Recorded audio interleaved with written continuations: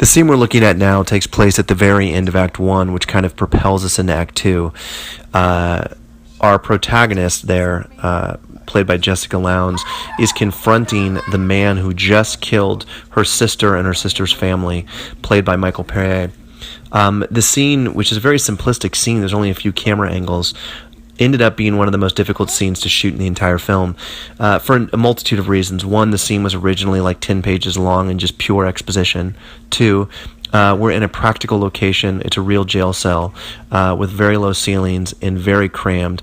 And three, a stylistic choice was I never wanted to go inside the cell with the killer. I wanted the audience, as well as our character, to always be seeing him through bars. And so when you're putting together the scene in post and you're trying, okay, how can I make the scene dynamic and have the audience not lose interest?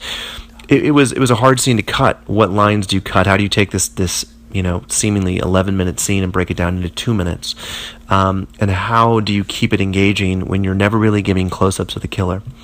So I think in the very end we had 37 or 38 incarnations of the scene that were all completely different. This movie is very wordy. It's a very talky movie. It was written in a very kind of weird speech pattern. It harkened back to the 1940s films, kind of that hard-boiled detective. And so the pattern of speech was something that the actors had to learn and memorize, let alone do 10 pages of it.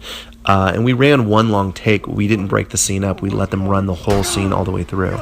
So when we got into editing, it became an extremely intense kind of undertaking to cut the scene down into 2 minutes and pick out what was the most important lines of dialogue that they needed to hear. Hold it,